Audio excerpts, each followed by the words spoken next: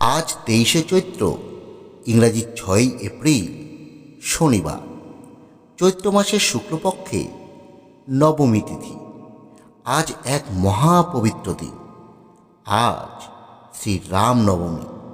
ঠিক এই দিনেই ত্রেতা যুগে ভগবান বিষ্ণুর সপ্তম অবতার মর্যাদা পুরুষোত্তম শ্রী রাম আবির্ভূত হন অযোধ্যার রাজ পরিবারে।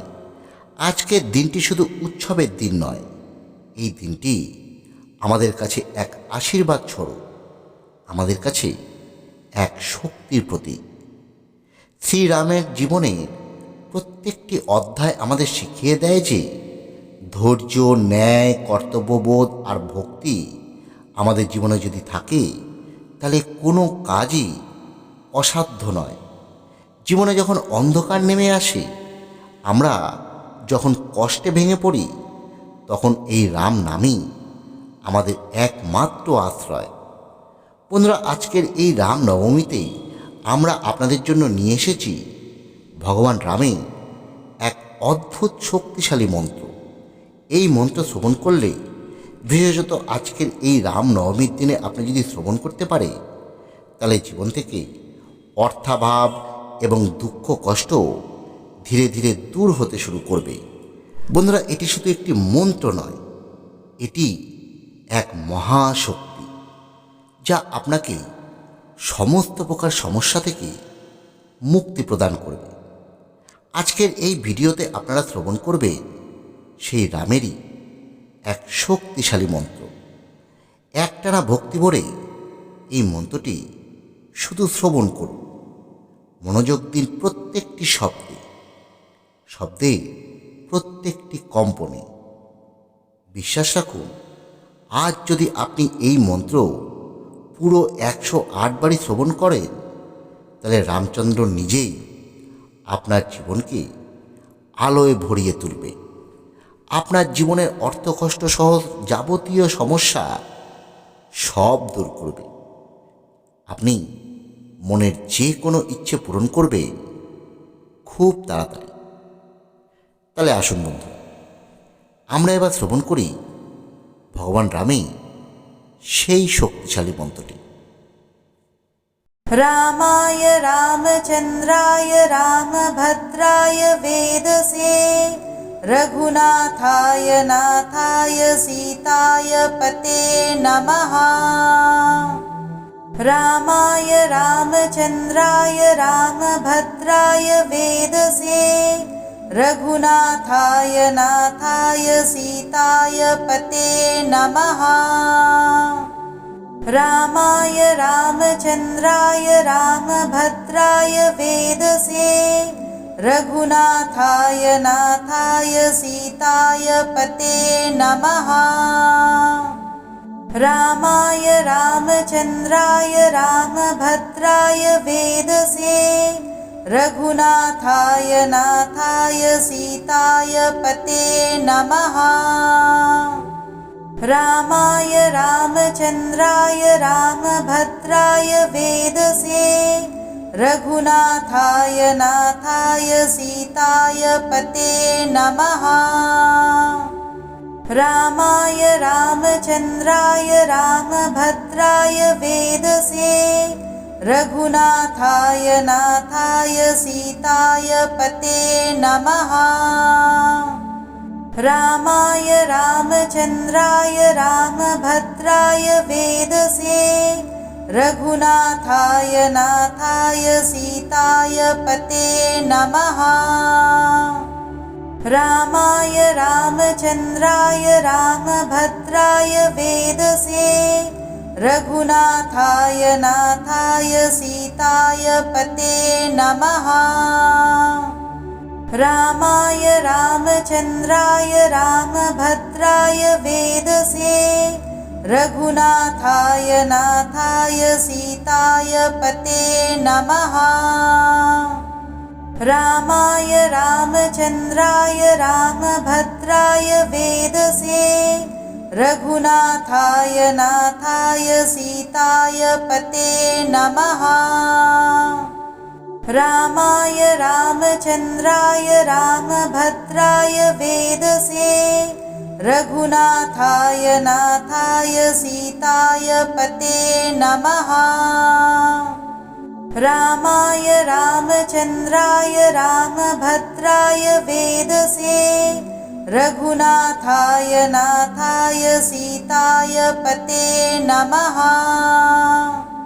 रामाय रामचन्द्राय रामभद्राय वेदसे रघुनाथाय नाथाय सीताय पते नमः। रामाय रामचन्द्राय रामभद्राय वेदसे रघुनाथाय नाथाय सीताय पते नमः। रामाय रामचन्द्राय रामभद्राय वेदसे रघुनाथाय नाथाय सीताय पते नमः। रामाय रामचन्द्राय रामभद्राय वेदसे रघुनाथाय नाथाय सीताय पते नमः। रामाय रामचन्द्राय रामभद्राय वेदसे रघुनाथाय नाथाय सीताय पते नमः। रामाय रामचन्द्राय रामभद्राय वेदसे रघुनाथाय नाथाय सीताय पते नमः। रामाय रामचन्द्राय रामभद्राय वेदसे रघुनाथाय नाथाय सीताय पते नमः। रामाय रामचन्द्राय रामभद्राय वेदसे रघुनाथाय नाथाय सीताय पते नमः। रामाय रामचन्द्राय रामभद्राय वेदसे रघुनाथाय नाथाय सीताय पते नमः।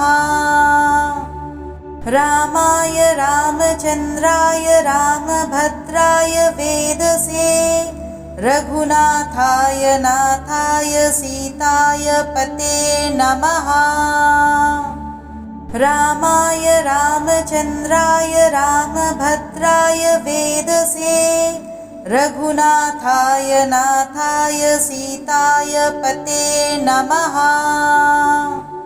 रामाय रामचन्द्राय रामभद्राय वेदसे रघुनाथाय नाथाय सीताय पते नमः।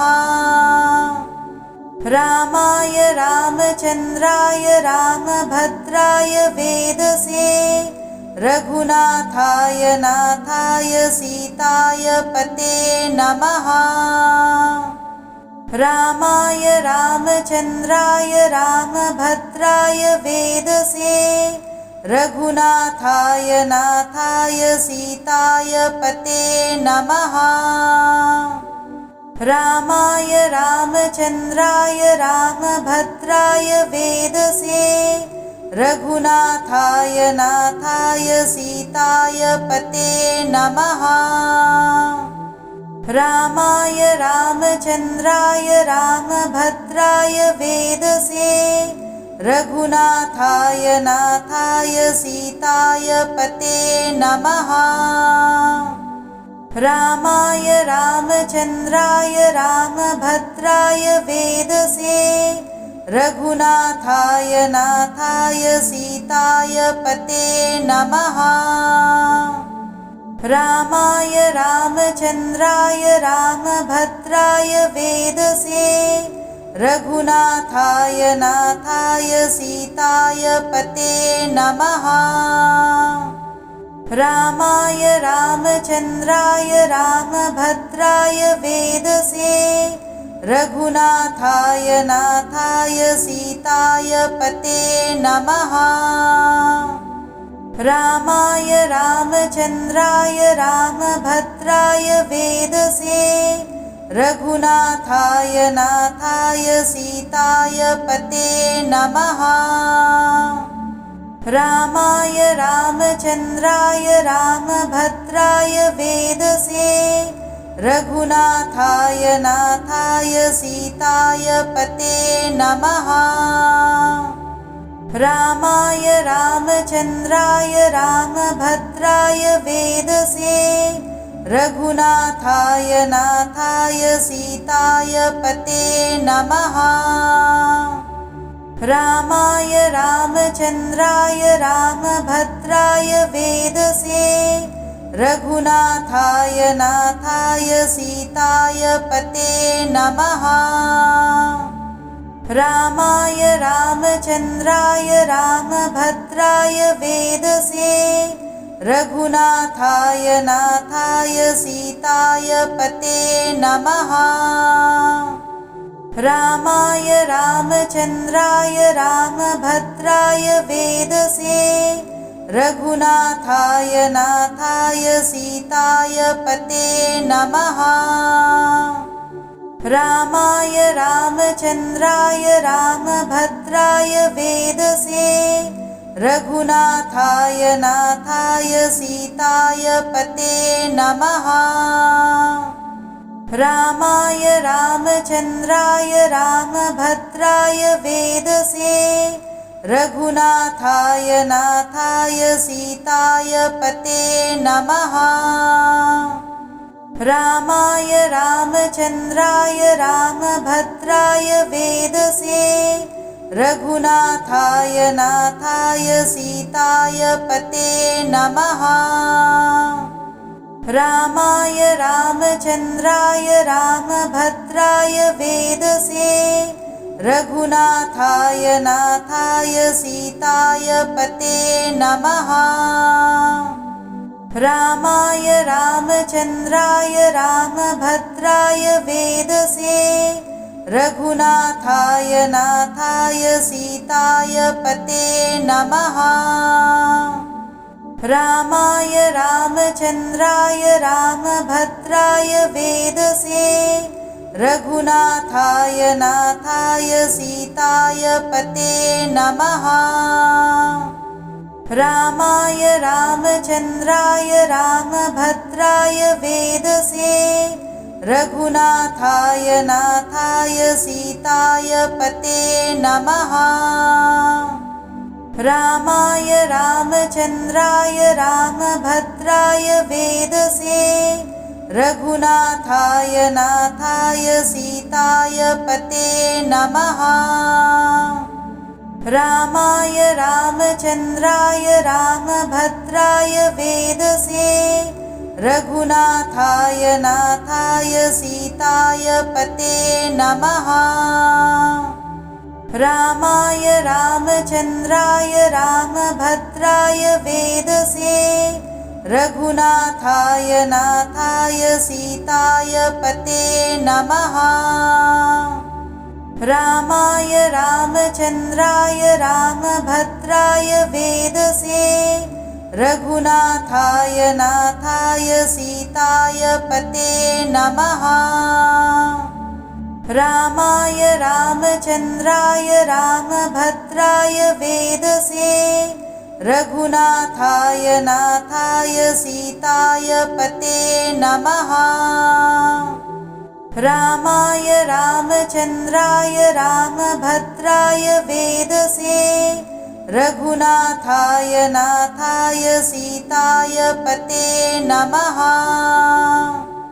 रामाय रामचन्द्राय रामभद्राय वेदसे रघुनाथाय नाथाय सीताय पते नमः। रामाय रामचन्द्राय रामभद्राय वेदसे रघुनाथाय नाथाय सीताय पते नमः। रामाय रामचन्द्राय रामभद्राय वेदसे रघुनाथाय नाथाय सीताय पते नमः।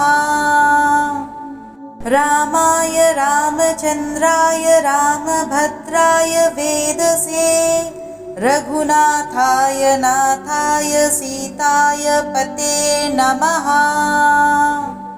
रामाय रामचन्द्राय रामभद्राय वेदसे रघुनाथाय नाथाय सीताय पते नमः। रामाय रामचन्द्राय रामभद्राय वेदसे रघुनाथाय नाथाय सीताय पते नमः। रामाय रामचन्द्राय रामभद्राय वेदसे रघुनाथाय नाथाय सीताय पते नमः। रामाय रामचन्द्राय रामभद्राय वेदसे रघुनाथाय नाथाय सीताय पते नमः। रामाय रामचन्द्राय रामभद्राय वेदसे रघुनाथाय नाथाय सीताय पते नमः। रामाय रामचन्द्राय रामभद्राय वेदसे रघुनाथाय नाथाय सीताय पते नमः। रामाय रामचन्द्राय रामभद्राय वेदसे रघुनाथाय नाथाय सीताय पते नमः।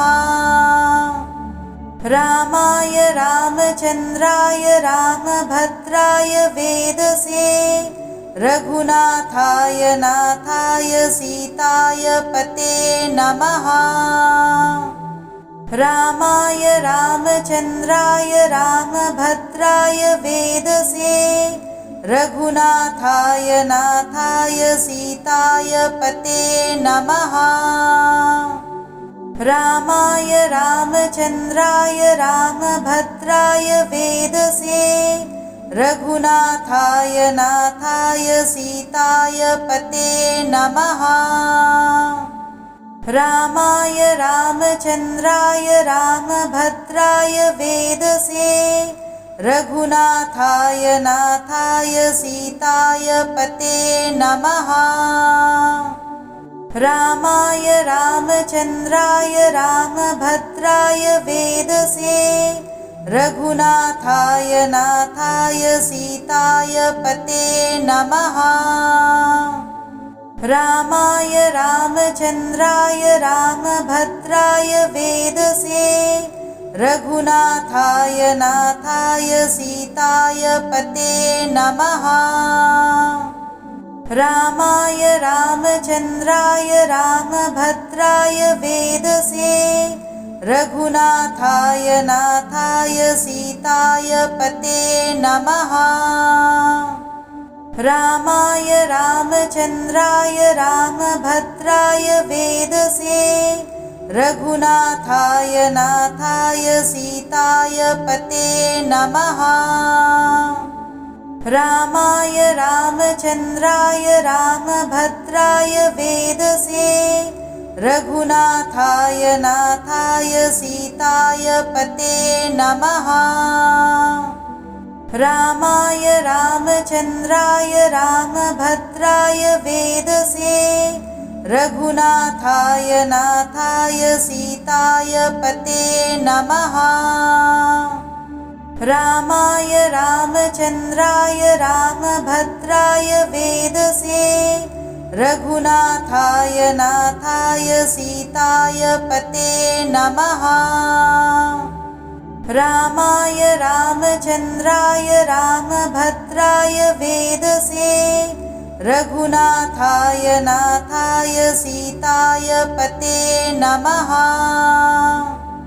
रामाय रामचन्द्राय रामभद्राय वेदसे रघुनाथाय नाथाय सीताय पते नमः।